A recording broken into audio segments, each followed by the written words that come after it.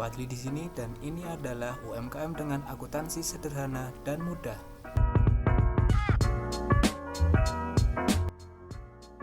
Apakah yang dimaksud akuntansi? Pada prinsipnya, akuntansi adalah suatu sistem yang mengelola masukan berupa data operasi dan data keuangan untuk menghasilkan keluaran berupa informasi keuangan yang dibutuhkan pemakai.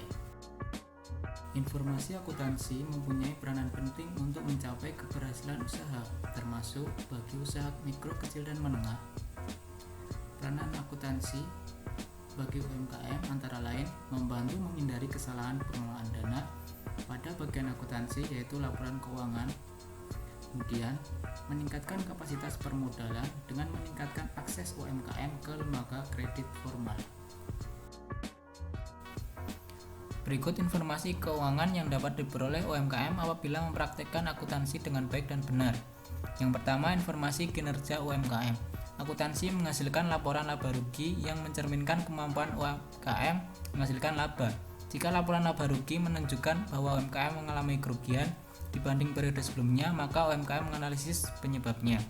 Yang kedua, informasi posisi dana UMKM. Akuntansi menghasilkan neraca yang mencerminkan penggunaan dana berupa aset dan sumber-sumber perolehan dana yang berasal dari utang dan ekuitas. Informasi ini penting karena memberi gambaran tentang posisi keuangan UMKM pada tanggal tertentu. Yang ketiga, informasi perubahan modal pemilik. Akuntansi menghasilkan laporan perubahan ekuitas yang mencerminkan perubahan sumber pendanaan terutama yang berasal dari ekuitas. Pemilik UMKM membutuhkan informasi ini untuk mengetahui perkembangan modal yang telah ditanamkan ke UMKM. Yang keempat, informasi pemasukan dan pengeluaran kas. Akuntansi menghasilkan utama berupa kas. Pengelolaan dana UMKM lazimnya berhubungan positif dengan keberhasilan UMKM. Semakin banyak pengelolaan kas, maka semakin sukses UMKM, dan sebaliknya. Yang kelima, informasi perencanaan kegiatan. Akuntansi menghasilkan laporan anggaran yang menggambarkan kegiatan yang direncanakan UMKM selama periode tertentu sebagai pendanaan yang akan dibutuhkan. Yang keenam, informasi berupa besaran biaya. Akuntansi menghasilkan informasi tentang beraneka ragam biaya yang telah dikeluarkan beserta informasi lainnya yang terkait dengan pengeluaran biaya tersebut. Sumber daya yang dimiliki oleh suatu organisasi atau UMKM disebut dengan aset, sedangkan hak atau klaim atas aset UMKM dibagi menjadi dua, yaitu hak kreditor dan hak pemilik. Hak kreditor menunjukkan kewajiban UMKM, sedangkan hak pemilik disebut dengan ekuitas. Hubungannya adalah aset sama dengan kewajiban tambah ekuitas aset.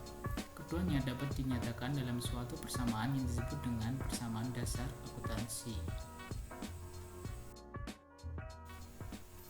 Kemudian, pencatatan transaksi bisnis merupakan kejadian ekonomis yang menyebabkan perubahan dalam aset dan atau kewajiban dan atau ekuitas. Semua transaksi bisnis UMKM akan senantiasa berpengaruh pada perubahan pada ketiga unsur persamaan dasar akuntansi, yaitu aset dan atau kewajiban dan atau ekuitas. Adapun siklus pencatatan transaksi bisnis meliputi: yang pertama, transaksi yang terjadi di UMKM akan dicatat dalam dokumen sumber. Contoh dokumen sumber antara lain kwitansi pembayaran atau penerimaan kas, faktur pembelian, faktur penjualan, kartu jam kerja, dan lain-lain. Transaksi yang terjadi dalam suatu periode dicatat menurut urutan kejadiannya dalam sebuah buku. Catatan ini lazimnya disebut dengan membuat jurnal. Langkah berikutnya setelah membuat jurnal adalah memindahkan catatan di buku harian ke kelompok akun-akun yang disebut dengan buku besar. Proses pemindahan pengelompokan catatan dari buku harian ini ke dalam buku besar disebut dengan proses posting. Langkah terakhir adalah menyiapkan daftar semua akun dan saldonya. Daftar ini disebut dengan neraca saldo.